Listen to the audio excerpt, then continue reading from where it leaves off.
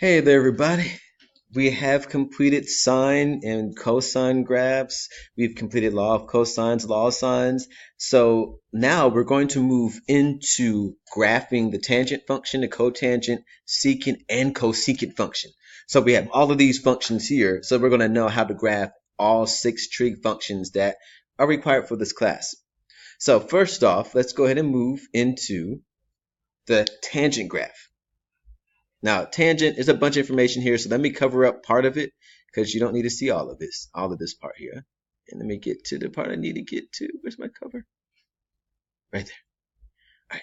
So, with this, the first part is we know we're talking about tangent. Tangent. Bam. Tangent. Now, one of the things that we're going to learn in our next lesson is our trig identities. And with our trig identities here, we will be able to know like how to find tangent by using sine and cosine. But one of our trig identities is talking about our but not Pythagorean. We'll talk about the name of it later on because I can't remember it at the top of my head. But we have the tangent one, which is sine over cosine. So if we ever forget what the tangent values are, we can always look at sine over cosine, and that would help us to be able to figure out what the actual trig function value is. So if we look for, let's say, tangent pi over 2, really the whole thing is if we know what sine pi over 2 is and cosine pi over 2, we will know what tangent pi over 2 is. Just find those values, divide them, and they'll give us the value of the tangent pi over 2. So when it comes to sine, well, tangent, if we forget the values of tangent, you can use the values of sine and cosine to get an answer. So first off, let's go ahead and make this table here. And with that part, hopefully you had enough time to copy that down. If not, go back in the video and just pause it so you can write it down. But I want you to make a table here. And if you want to, you can make this one very long table and put both these lines on that one table. Or you can go ahead and do it on 2 separate tables like I have here. And we're going to create the values for this. And if you need to, you can go ahead and use the actual either unit circle that we have, or you can go ahead and put the values into the calculator and find out what they are. And these all should either come out to be whole numbers or undefined. So at this point, go ahead and try this out. Go ahead and fill it out with the calculator. So in other words, doing tangent negative pi over 2, and then tangent negative 7 pi over 4, and then tangent negative 3 pi over 2, and get those values. And then we're going to come back and we're going to check them. So stop the video now and go and do that part. All right, so now that you have completed that part, we have 0 right here. We have 1. It's undefined, so I'm going to put a U. Then there's again negative 1, 0, 1, undefined. And then again negative 1, 0, 1, undefined. And the pattern continues on until you get to the end.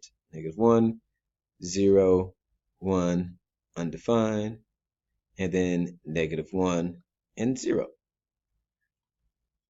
And with this, as you guys have all these values put into here, one thing you should notice is that there are specific values for each one of these. If you look at just the pi's, like negative 2 pi, negative pi, 0 pi, 0 pi, and then 2 pi, they all have the value of 0. So that means it always goes through 0 at your pi's. Your undefineds are all at the pi over 2's. So negative 3 pi over 2, negative pi over 2, pi over 2, and 3 pi over 2. And then so on and so forth. So they're actually different for each one of these, the ones, the zeros, the negative ones, they're patterns for the values of these. So if you can figure out the patterns and know the patterns, then it'll make life a whole lot easier for you. So with that being said, let's see. Let's go ahead and graph this out first before I go any further.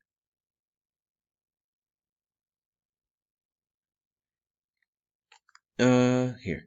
Now, whenever we have the undefineds, those are our asymptotes. So those are our dotted lines that are vertical lines, asymptotes that will not be crossed or touched. If we get closer and closer to that line, but not touch it.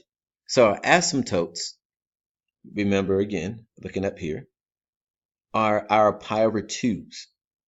So that means negative 3 pi over 2 is an asymptote. So we put a dotted line going there. Negative pi over 2 is an asymptote. Positive pi over 2. And then 3 pi over 2. So these are all of our asymptotes. All right, not bad, not bad. We can do that. We got it. We understand that. All right, so let's do it purple. That purple's fine. All right, now the rest of it, we deal with actual values. So here, when it comes to, let's see, what am I looking at? Yeah, let's start with here. Let's start at 0. At 0, we said that the value is 0, so we put a dot there. At pi over 4, we said it's 1.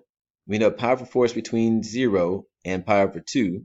So it's like somewhere in here in the half part. So that's at 1. And if we come over here for the other part here, negative pi over 4 is on this side. So negative pi over 4. This is pi over 4. And this is at negative 1 here. Oops, sorry. And then we just make our curve.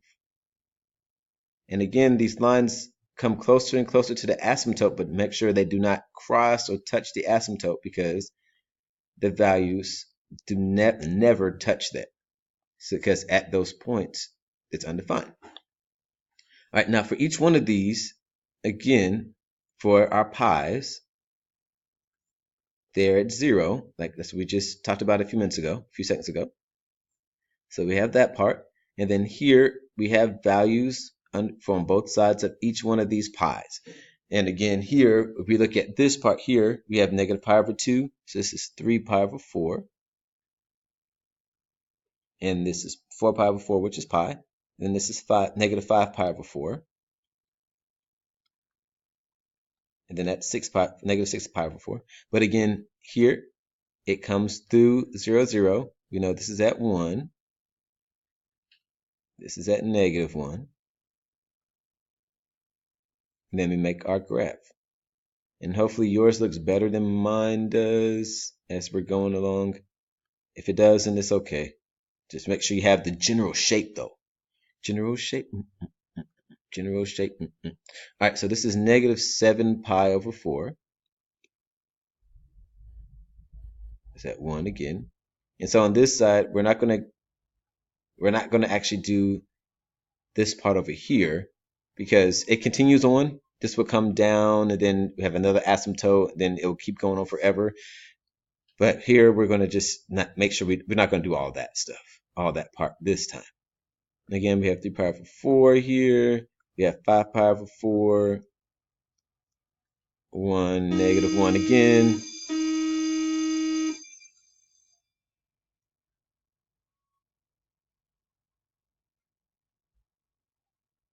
And hopefully, again, yours is better than mine. Not as mine looks bad.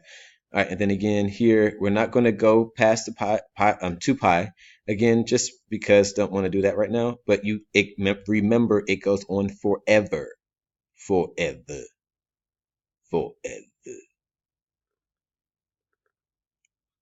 So, sorry, that's my bad. All right, so again, it goes up here and it goes on forever in both directions. So that's our tangent function. Tangent, bam, booyah. Now, at the end of here, I would say leave some space here, maybe about, how many lines? Maybe about 6 or 7 lines here, because there's something you're going to put underneath this and later on. But leave space underneath this graph so you can actually put that down there. All right, and then we're going to move on to our next graph.